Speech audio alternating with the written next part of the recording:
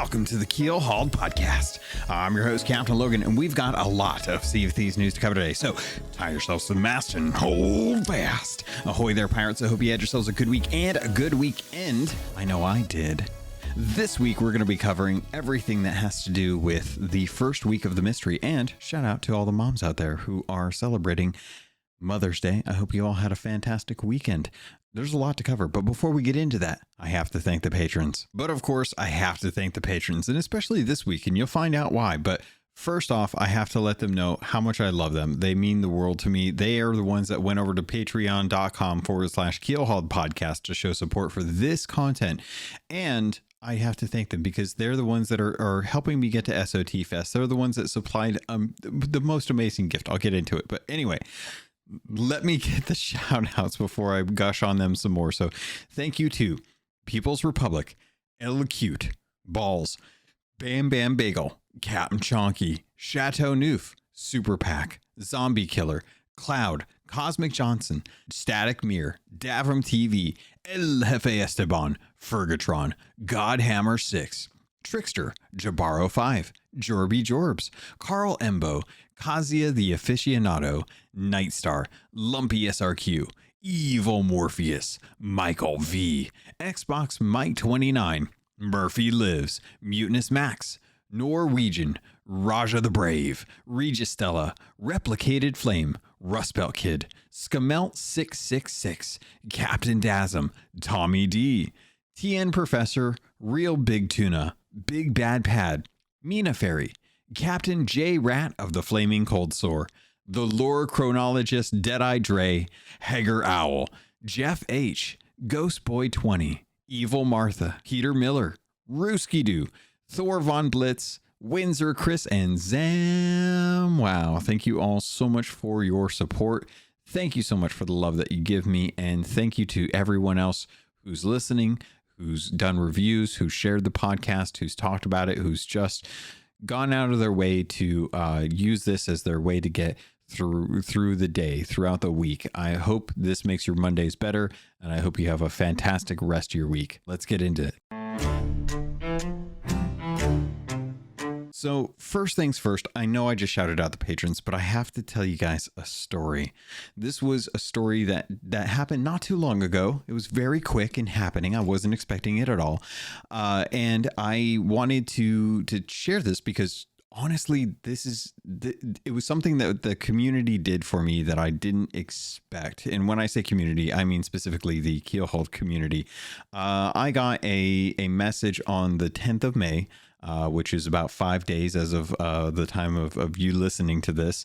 And I got a nice message from one of our community members, Skinny Matt, who had basically said, "Hey, my kid made some pirate themed origami he'd like to send you. Can I get your address to mail it out to you?" And I was like, "Pirate origami? This is the thing?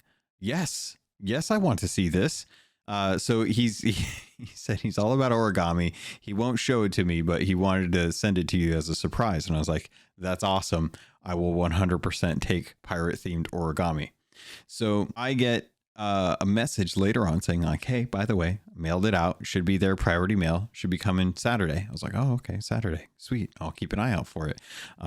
So I got a message. I think I was working on mystery stuff. I was recording a podcast, and then I got messaged and invited into a party about it. And then I got some notifications saying like, hey, the package should have been delivered. Did you happen to get the package? And I was like, let me check. So I went out, checked. Sure enough, package on the front door from USPS. So thanks to them for actually getting that there when they said they were going to get it. I appreciate it.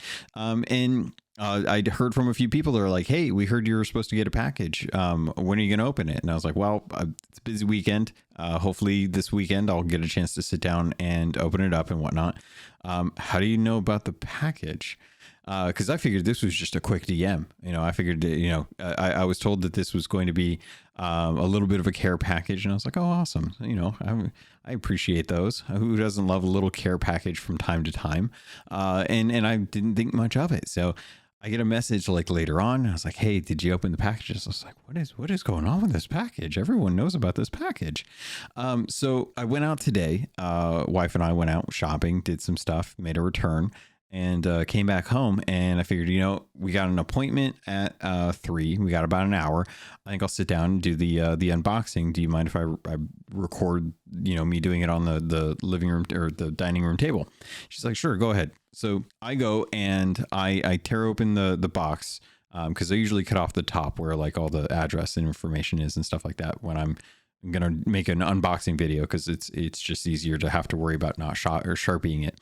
So cut off the box, set it to the side, got the camera, set it up, started recording, sat down, read the little note that was in there, and just about died, because I found out that Skinny Matt, along with a handful of the community members, came together after listening to the episode where I talked about how I'd canceled my pre-order for my limited edition OLED Switch for Legend of Zelda, and decided to get me one. Like, what amazing people you all are for coming together to do this. It was a complete surprise. I've got the video recorded, edited, and uploaded. I pinned it in the Discord. I'm gonna share it to a few people, but if you want to see it, it'll be in the Discord. It's not something that I really want to just be like, hey, guess what I got, to like the world. It's because it's the community. If I hear otherwise that's, want me to share it out to the world, then I'll probably talk about it there. But I was just really amazed, and it was really beautiful. And I've got it. It's come to every room that I've been in since I've opened it and had a chance to like sit down with it and stuff. I've been playing Tears of the Kingdom almost all weekend. I haven't had a whole lot of time to really play it or anything actually for that matter. But what I have gotten to play has been a mix of Sea of Thieves, Destiny, and Legend of Zelda or Tears of the Kingdom.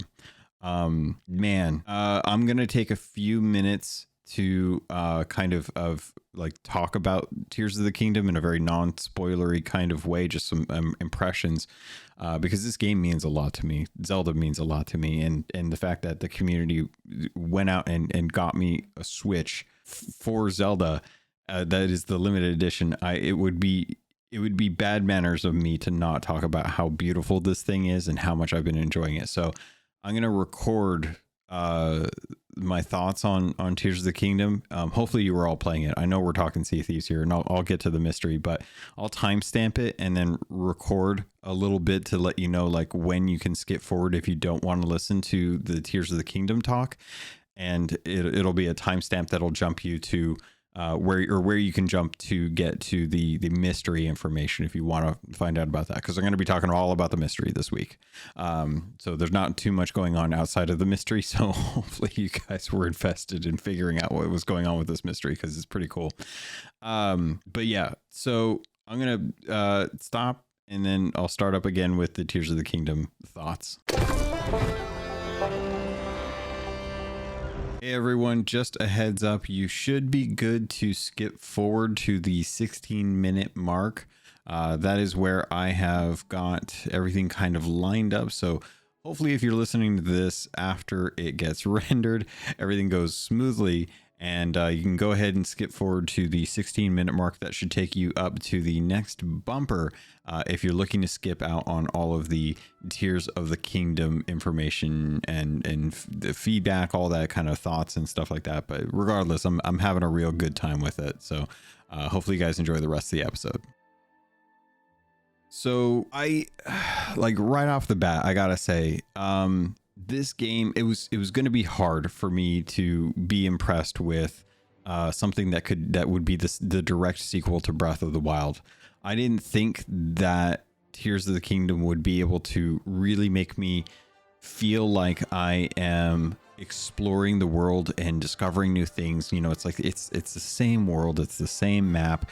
What could possibly be so different from it outside of Sky Islands and potentially going underground that would really make me feel like that same sense of exploration and discovery and teasing around with the idea of what could possibly work in the game that I haven't already found out with Breath of the Wild. And I gotta say, they did it. I'm not that far in, I haven't completed a whole lot. I've really only gotten a chance to get past the initial tutorial and then kind of venture a little bit out into the main world.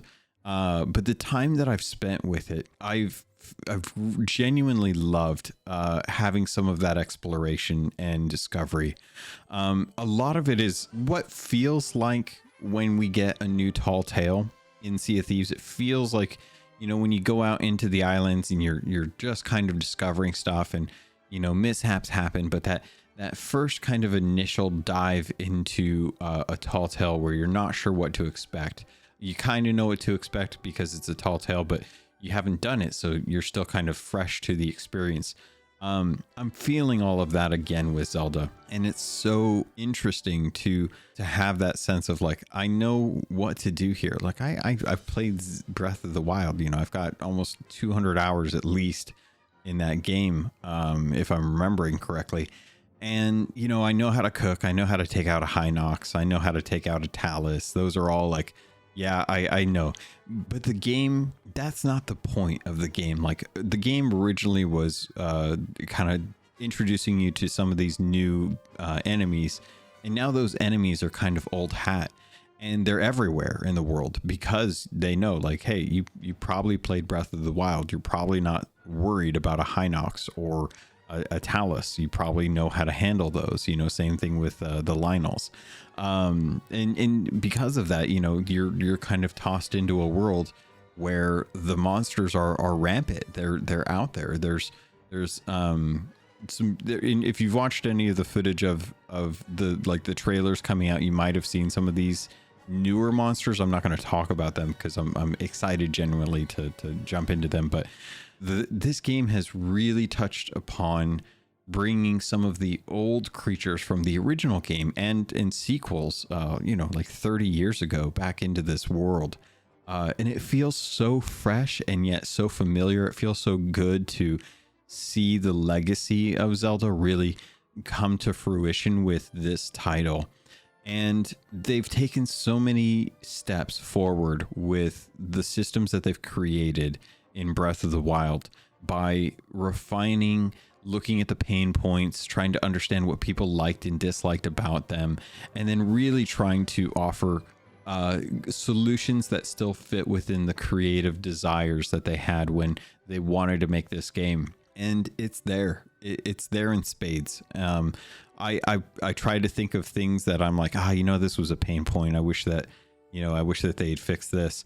And when I'm looking at it, and I'm like, no, I like what they decided to do here. So I hope everyone has had an opportunity. If you do have a Switch, you're not missing, and you're going to have a really good time with this. And I think that's kind of what kind of spurred Matt's desire, as a fellow fan of just Nintendo in general, as a fellow podcaster, you know, as someone who loves to sail the seas and stuff, kind of recognized like it was a compromise I was going to make, with having to give up my pre-order for it, because I want to get a chance to meet as many of you as I can for SOT Fest. And after you know, talking to Beardly, or behaving Beardly, a couple weeks or a few weeks back, I guess at this point, it's already, time is flying by.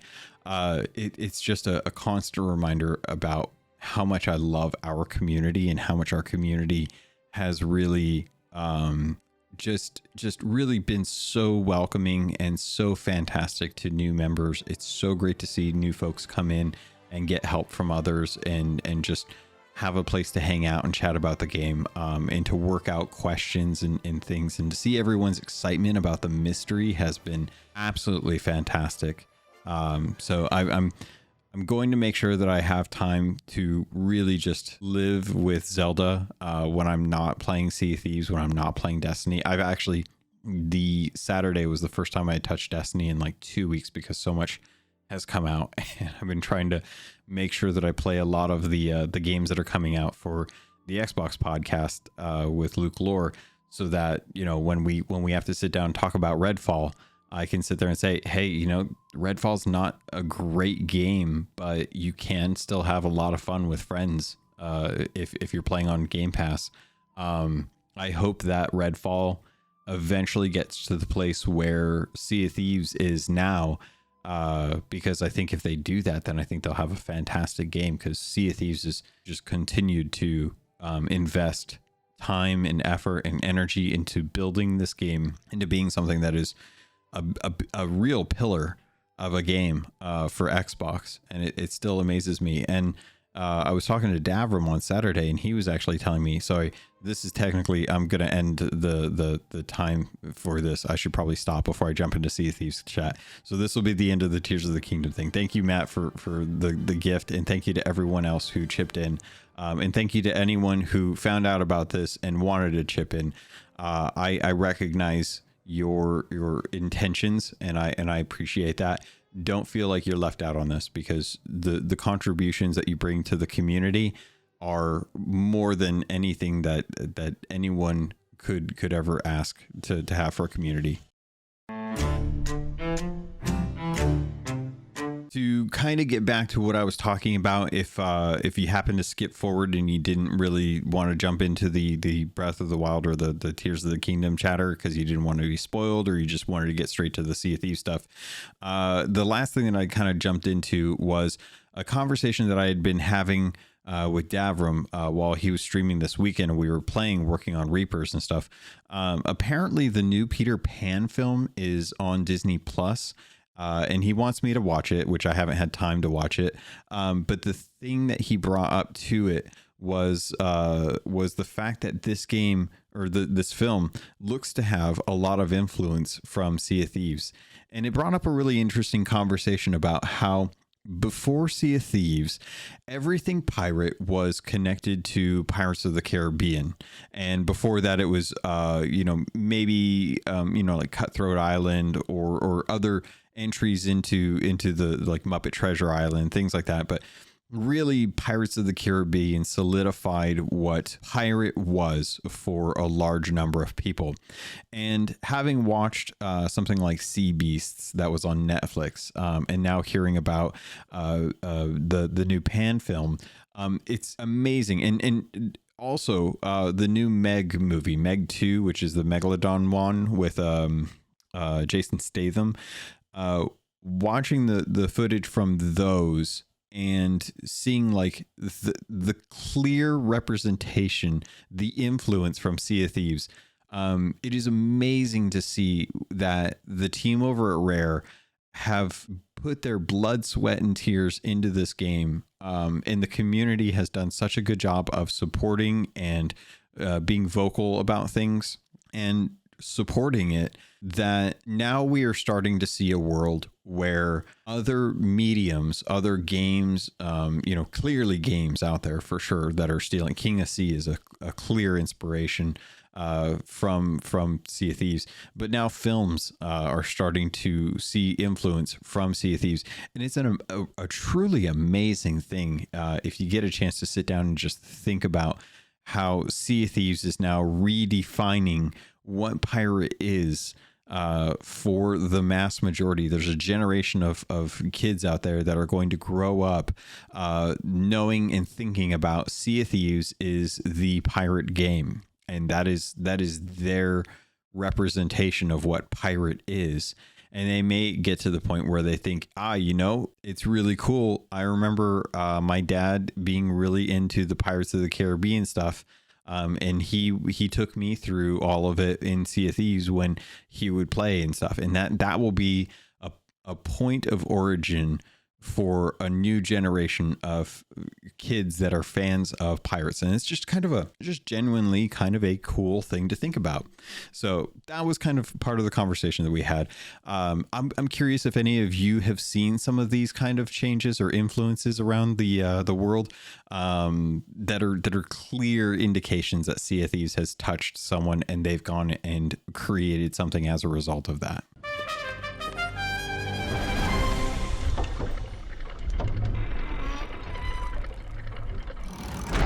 Also, before I jump into the mystery stuff, Caleb made a couple clarifications on last week's episode that I thought were worth bringing up. I know I messed up a whole lot and I say some stuff that's weird. That's just me. It's just me. I've tried to learn how to be better about that. So hopefully you heard those. But Caleb wrote in, said that there's a couple clarifications. The reduction in class requirements in order to purchase trinkets is for the milestones, not alignments, when it comes to the new captaincy changes. So class 30 in an alignment means nothing. You still need to reach class 50 in an alignment to reach legendary status. And to get the Gilded Sovereign table or captain's table, you will need to reach class 50 in any pirate milestone, sans the individual ones they listed, and any from the rogue, ill-fated, and captain alignments. He also goes on to mention that he's not too surprised that this is confusing given Rare and their naming schemes. So I honestly am with him on there. It is a lot to try and keep straight. You feel like you need kind of like a flow chart to be able to tell, which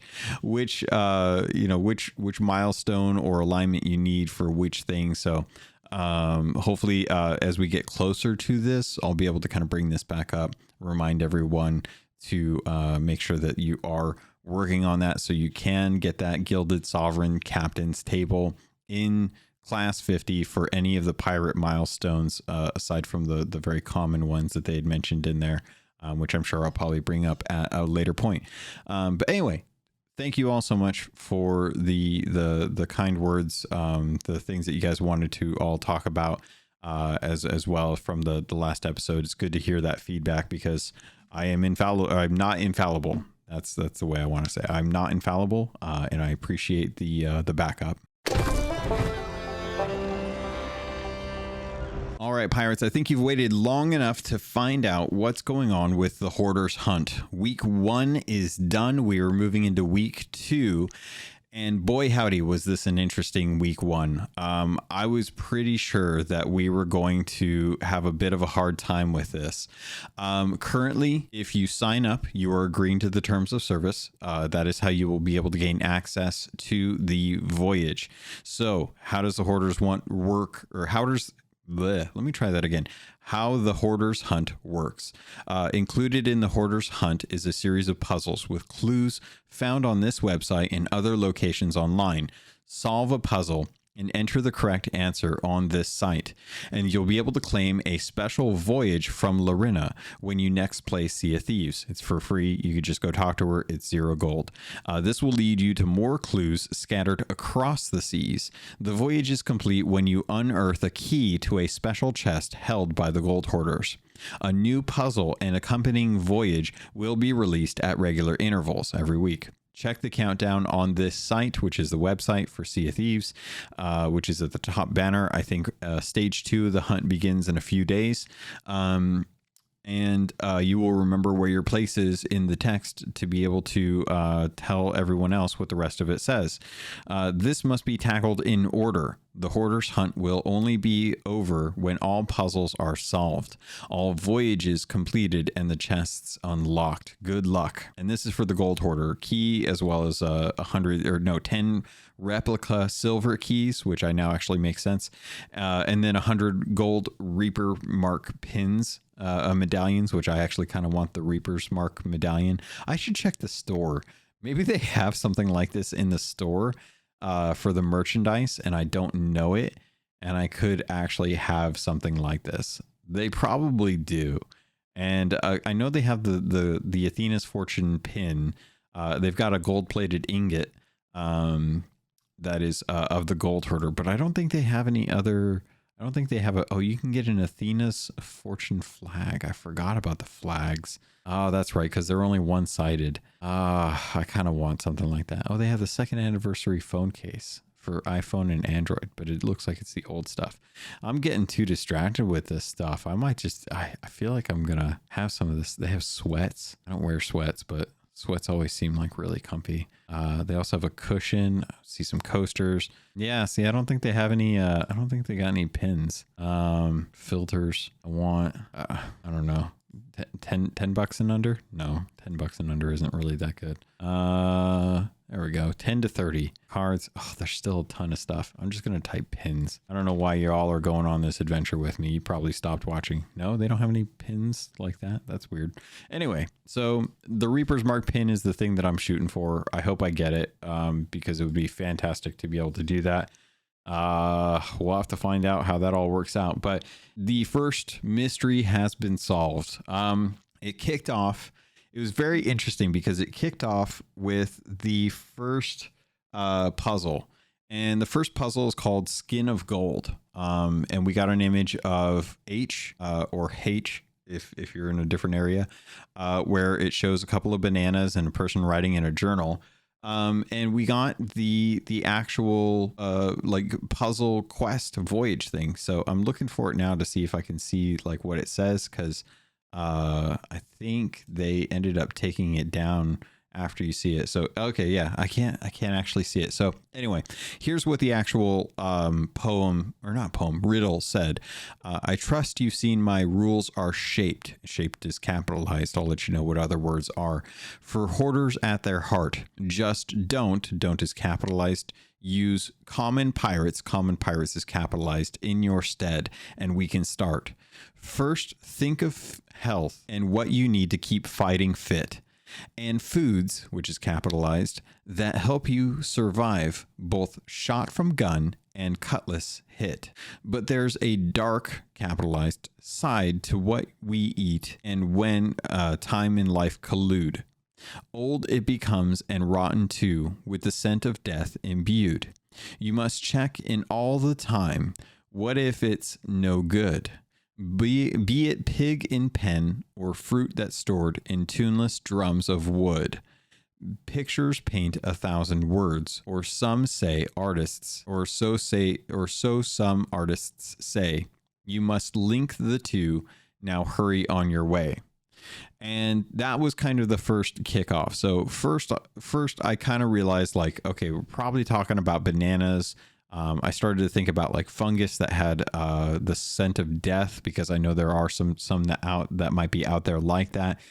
So I started to kind of think around like food. Food is obviously the thing that we have to check in on. The community had worked out pig pen is a reference to a type of cipher called a pig pen cipher, where you have kind of a tic-tac-toe and an X, and within each of those boxes you have letters. And there's a second set of tic-tac-toe that has more letters, and each one of those has an indicator of a dot. So you have two sets, one without dots, one with dots, and then two sets of the X that also have a similar setup where one has dots, one does not. And you have all of the English alphabet, A through Z, filtered throughout these different things. So Pigpen Cipher was the first way for us to find out kind of what is the thing going to be. And then shortly after this went live, a woman on Twitter who goes by, let's see, Anna Kojnika, I think is the way you say her last name, posted a tweet of a video called #AdCrunch, #Sea of Thieves, #BeMorePirate, #Sea of Thieves Community, #SOT, #Sea of Thieves Game. Covered everything. Now, I hadn't seen this video until a little bit after I noticed something on Instagram, where Instagram, the Sea of Thieves game profile had a video. It was just a quick little stream, and it was a story of an image of a banana. And the banana had the gold hoarder like on the banana, like someone had like somehow carved the peel of the banana to look like the gold hoarder. And I thought it was really impressive. And it wasn't until someone in the Sea of Thieves community had found this post with the crunch and realized that it was the same thing. So as soon as I saw this video, I was like, there's the connection. There's the tie to the actual, the riddle, where you have to think about foods that help you survive both shot from gun and cutlass hit. That is the banana. But there's a dark side to what we eat when time and life collude. Old it becomes and rotten too, with the scent of death. So a ripe banana. You must check in all the time. What if it's no good now, but it pig and pen and fruit that's stored in tuneless drums? Pictures paint 1,000 words. And that's when I started to pay closer attention to the actual video. And what I noticed after folks had kind of started talking about this was that as the video is sped up. This 30-second ad from this lady who does banana carvings had started to put together the gold hoarder on the peel of the banana. But at certain intervals during the actual creation of this artwork, you could find symbols. These symbols were tied to the shape of the section in a pig pen cipher, like a U would indicate the top row middle column of the pig pen. So that would be the letter B. And if there's a dot in there, then it would be the letter corresponding to that specific look in the cipher. And as she's carving the gold hoarder image, you start to notice that there is a hierarchy. There's a top to bottom, and she kind of works around, you know, what you should be looking for at different intervals. So at, say, 5 seconds into the 30-second video, you see a couple symbols, and then going forward at 7 seconds, you see a few more symbols towards the bottom. And as she's slowly starting to like piece together all of this this image, you start to notice that as time is going on, parts of the image, parts of the peel are actually getting darker because they're being exposed to air. So they're starting to get a little bit, not rotten, but they're starting to over ripen because of the waxy, you know, exterior of the banana peel is being exposed to air. So as you're kind of like watching this video, it's very clear that she's taking care to let you know, so you can see if you pause the video what these symbols are before it gets too dark and you can kind of scrub through. And what we found from that is that the letters that were in the pig pen cipher actually were a link. It was a bit.ly/SOT fruits link. And when you put that link into the website, it immediately takes you to a Microsoft OneDrive. And in that OneDrive folder, which is labeled "For Hoarder's Eyes Only," there are 5 images.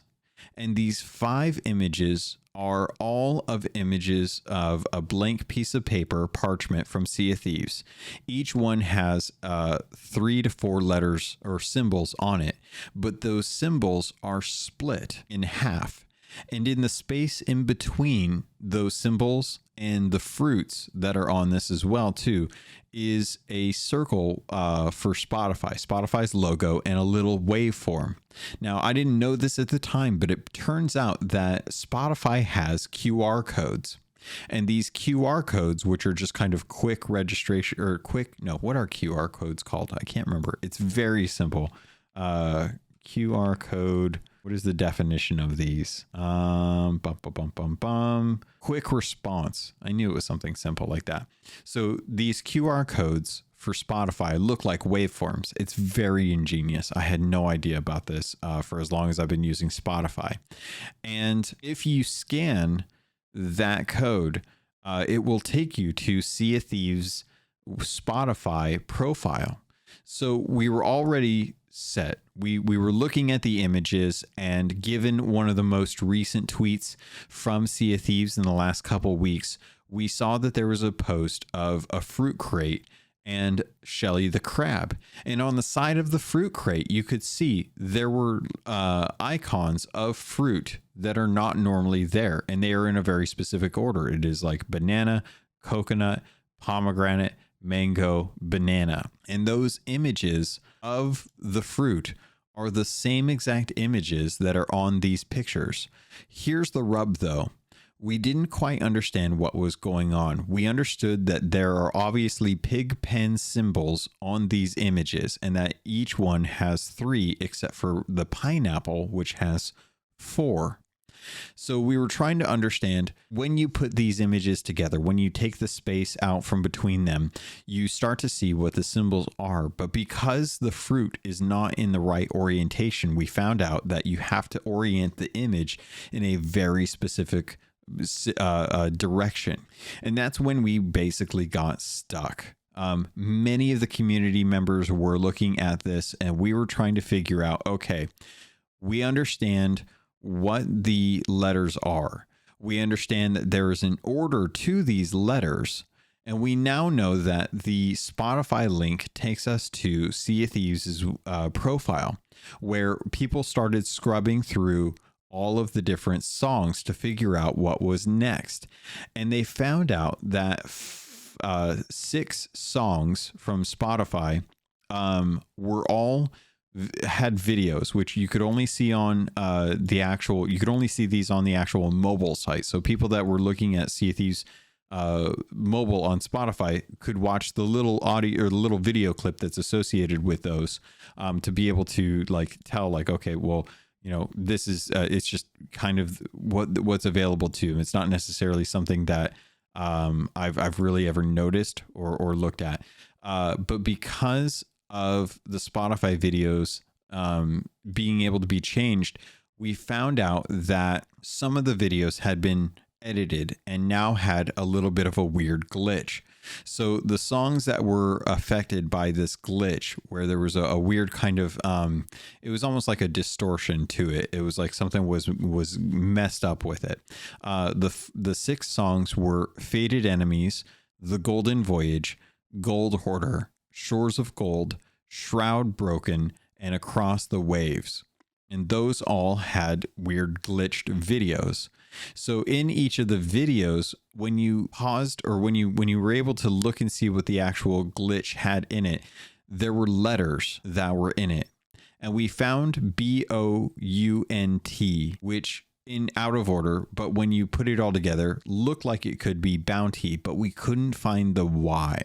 And that was because that was actually in an album. So we had to go into an actual album to watch the album videos for those songs, or excuse me, it was a it was a track in an album. All the rest of them were singular albums, but we found the word bounty, and we didn't really know what to do with that. We knew bounty was important, but we couldn't make the connection between the OneDrive images, why there were 16 letters, how bounty was tied to that, and what was going on. So the Ancient Isles University, there was a great group of community members in there who were constantly trying to test out different theories about the orientation. There was a lot of debate over the orientation of the fruit because we couldn't quite put it into a veneer, I think is the way it's called. It's like a veneer or venin.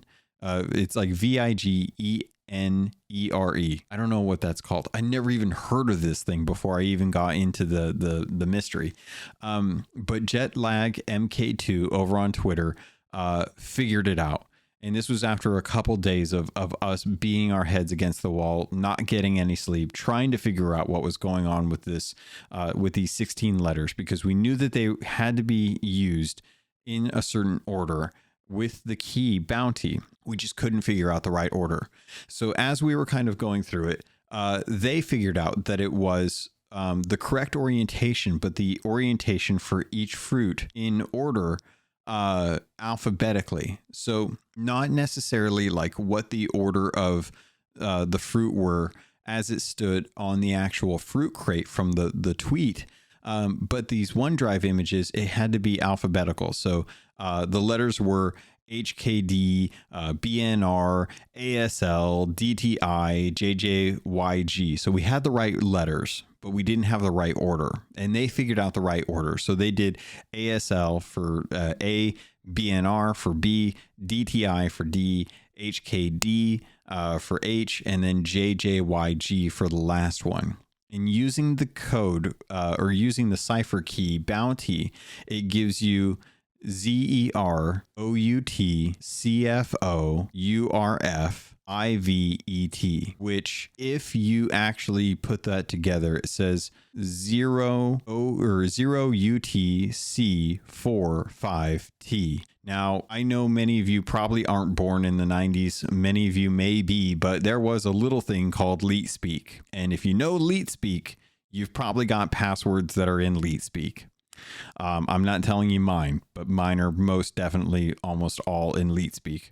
But if you remove the 0 and put an actual 0, and you remove the 4 and you put an actual 4, and you put a 5 in the place of the 5, you get the word outcast. So the first mystery riddle, the actual phrase that you have to put in the code is outcast, with the O being replaced as a 0 and with the A and the S being replaced by 4 and 5. So if you go to the website and you put that in after you signed up to the Gold Hoarder, you will then get a voyage from Lorena. Now this one I know is something that people haven't done yet. They may not have jumped into. So I'm not going to talk about how to solve that one. That one's going to be on you to work out.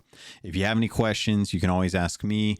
I can direct you to the Rare Thief, who funny enough, I was actually playing with Xbox Mike on Saturday. I was doing the voyage with him. I won't tell you what we did, so don't worry about spoilers for that. But what I will say is, as we were sailing around, we were trying to work out the riddle that we had to figure out.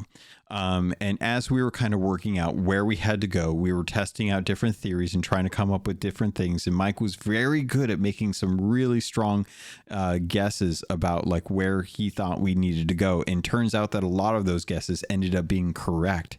So I had a really good time working that out. There was only one hitch that really kind of messed with us, that we had to like kind of just, you know, plow forward and expect that if we were wrong, we'd have to come back to this step, but we wanted to go check it out. And as we were heading up to one of the places that we had to go to, there was a sloop that had been parked there. And we had seen this sloop for a while because they'd been in the same area, and we're like, what the heck is this sloop doing? They're not doing anything that really seems like they've been sat at an island for a long time. And we were trying to understand like what was going on. So we left, and then we came back, and then we started to go to a different area after trying to work out some different things. And finally, this sloop was like at the place that we were going to go to. And Mike's like, well, what do you want to do? And I'm like, well, we're going to have to sink them because like, we're running out of time. We got to get this done. So as we're sailing up, I'm like, hey, you know what? I'm going to switch over to game chat. Cause we're on an Xbox only server, which I like to do from time to time when I'm on my TV. And I was like, I'm going to switch over to game chat. I'm going to talk to them and see what's going on, because maybe they're doing the same thing that we're doing. I get over there. I'm talking. I'm like, hey, anyone here? Hey, you know, just seeing what's going on. I climb up the ladder to the sloop. I look at this naked pirate sitting on deck, staring back at me. And I look at their name, and it says One Falcon. And I'm instantly break into exasperation. I was just amazingly excited. It was Amir from Rare Thief. And I was like, oh my God, I understand it now. They weren't fishing. They weren't being terrible at the game. He was capturing footage, and I just walked right in front of the dude. And I was like, I'm so sorry. I didn't know it was you. You're probably recording for the video for this. I'm so sorry. I'm also amazingly happy to see you, because I was going to have to sink you so I could get this voyage done. And I'm so glad it's you. So as I'm sitting there, and he's like, I can't talk. The baby's sleeping. And I'm like, say no more. I 100% understand. That's a feat in itself. So the fact that you're doing this is already a gambit that you're willing to kind of risk for the you know, the bread and the butter that has to get made for these videos. So I 100% understand. I will be out of here. Do you mind if we just get this bit done so we can move to the next part? He's like, sure. So we're sitting there and we're working it out, and he's waiting patiently for us to get the heck out of there so that he can finish recording footage for the video for this. And I look to him, and I'm like, do we have to go here for the next one? And he's like, aye. And I'm like, if Rare Thief says that this is where we gotta go, then I'm 100% sure that that's where we gotta go. We got in-game guide from Rare Thief, which was great, because I think the last time I encountered Amir, he was on a sloop and we were sinking him during an actual battle for Sea of Thieves, one of the Hourglass battles. But it was so cool, dude. It was so fun. It was so fantastic to just be in that moment where everyone that had been following this mystery was all working on the voyage. We all wanted to get that next bit done. We were all really having a good time with it. And it was so nice to see just other people just like earnestly trying to help others. Like Rare Thief I don't think that they are planning that they're going to be the ones to win this contest. I think they're just happy that there's something this cool happening in game as well as out of the game that we're able to actually experience. So we had a great time. Mike and I noticed that we only got the actual recognition when we dug up the chest. We got the title for that. We went and sold the key to the gold hoarder, thinking like, you know, okay, well, we'll have to give it to the gold hoarder because the chest is right there. He'll just turn around and stick it in the chest because there wasn't a key in there. So we think that's bugged. And it gave us like 1,400 gold. And I was like, wait, I didn't get any pop-up. And he's like, I didn't get any pop-up either. And I was like, oh no. Did I have to give it to Lorena? Was that part of the, like, did we mess up? Were we supposed to give it to Lorena? Because I didn't give it to her. I gave it to the gold hoarder because I figured it was the gold hoarder. It's the hoarder hunt. Why wouldn't the gold hoarder take it? Why would you give it to Lorena? Why wouldn't you just give it to the gold hoarder? He's got the chest right there. Thankfully, it didn't matter. Thankfully, we checked online. After a little bit, we refreshed the page, and sure enough, the website showed that we got credit for both. So you don't have to have each person do it. That might be bugged, but you definitely want to make sure to check your progress on the website when you get done. It's fun. It's a cute little voyage, and it's all just like it's a giant enigma that you're gonna have to walk through. There's nothing to like, oh no, what's going to happen? And you get credit right when you dig up the chest, which I like because it's one of those things. It's like, oh great, I worked this hard to get the thing and then I got sunk on my way to go turn it in, so I didn't get credit. No. You get credit as soon as you dig up the chest, so you're good. Don't worry about that. But go do it. If you guys get a chance, go do it, because I actually really liked it. I thought it was a really fun thing. There was the one hitch that really messed with me because I was reading, I was getting so metaphorical about what the words were saying, and I was like, it's got to be this thing. It's got to be this thing. That's the only thing that makes sense. And then Mike is like, what if it's this? And it points to that, and I'm like, no, that's too literal. Sure enough, it was pretty literal. So that's the teaser there. I won't tell you where to go or what to do, but it's a pretty literal thing. But what I will say is that I had a good time. I'm looking forward to this week where we get to do week 2, and I cannot wait to hang out in the Hoarder Hunt Ancient Isles University to constantly talk to the people that are working on it. The folks that are in there, all we're trying to do is just constantly like put our heads together to come up with ideas for what's going on. And funny enough, I think this is going to be kind of the thing that kind of we end on, because that's pretty much everything that happened this week. There wasn't a whole lot that really happened. I had a good time this weekend. I tried to fight over a FOF. We didn't have time to really kind of pressure through it, but it was really good to get to hang out with some folks and sail with some folks this last week, especially just kind of dropping into some streams and seeing some folks. It was really nice to see you all. But the believe it or not, I don't know if this is accurate or not, but Sea of Thieves may be getting dodos. It seems weird. I know dodos are extinct. Why would Sea of Thieves have dodos? We don't know. But there was a post that went out shortly after like the morning of Saturday, and it it had a pirate running down the dock at Sanctuary Outpost and going to a ship, jumping off the dock and missing the ladder on the sloop. And the post was like, you know, everyone's done this, right? Like everyone's missed the ladder on the ship as you're jumping off the dock, right? And many people noticed, like as they were running by the merchant table at Sanctuary, there's a little gray dodo bird sitting on the dock in front of the merchant thing, and everyone was like, what is this? Why is there a dodo? Are we getting dodos? The post was deleted.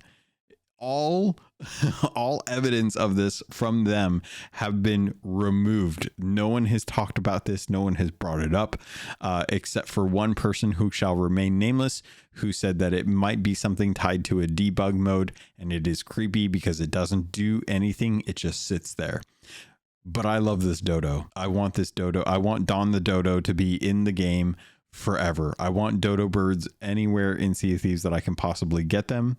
We can call them Don. We can call them Doug. We can call them, what are other D names? Drake, Drake the Dodo. That doesn't sound as cool.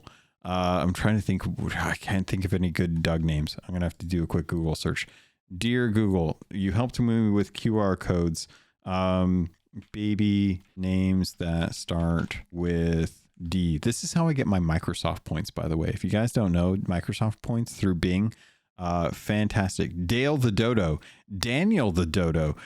Darcy the Dodo. Dante the Dodo. Dean the Dodo. David the Dodo. You guys let me know. What's a good name for Dodo? It has to be alliteration, so it has to have the D in there. So we're going with Dwayne the Dodo Johnson would be a fantastic name, but we don't know if we're getting these in we don't know if they're getting added to the game just in general. We don't know if they're getting added to the game as a purchasable pet. The model is there. It's in the game. So I feel like, you know, with owls coming, I feel like they decided to push it a little further and give us some other avian birds out there. So we're probably getting dodos. You know, maybe we could get flamingos. I don't know. It's a possibility, right? Maybe we could get some more hawks in the game. What are some birds that you all want in the game? I feel like we got what we were hoping for with the owls. If anything, just to have Owlet you know, be happy about that. But what are some good D names for dodos? What are some birds you want? I'm curious if anyone has a Daisy the Dodo. Daisy the Dodo is a fantastic name. Diana Dodo, Daphne Dodo, Dakota Dodo. Dakota Dodo? That's like the joke writes itself, folks. So let me know, what are some D names that you guys want for the dodo bird? Because I think that's going to be a thing in the future. I just don't know when. Maybe it could be part of the Xbox announcement for the showcase in June, which is the 11th, by the way. If you guys are interested in Xbox in general, Xbox June 11th, I think it's a Sunday or something. They're going to be doing the whole showcase, the whole thing. So if you want to see more about what's coming to Xbox, you love Xbox the way I love Xbox, it's going to be all there. So make sure you're keeping an eye out for that. And yeah, I think that's going to do it. Pirates, if you guys enjoyed this episode, feel free to let me know. If I messed up any words, feel free to let me know. If I didn't mess up words, feel free to let me know. If you have a cool name for Doug the Dodo or Daisy the Dodo or Dakota Dodo, let me know. You can do that over on Twitter at CAPT_LOGUN at Keelhauled pod, or you can send in an email to CAPTLOGUN@gmail.com. I always urge everyone, please head over to the Discord. The link is in the show notes. As always, you can join in with the rest of the Sherpas if you want to learn how to play, if you want to tag them to do something. I think there's an event going on right now where they're going to go out and folks that want to do the new voyage for the mystery, they're getting together to work that out. They're staying free of any kind of spoilers, which is why I tried to keep it very loose as far as the actual voyage goes, because I think it's fun for folks to kind of work that kind of stuff out in game.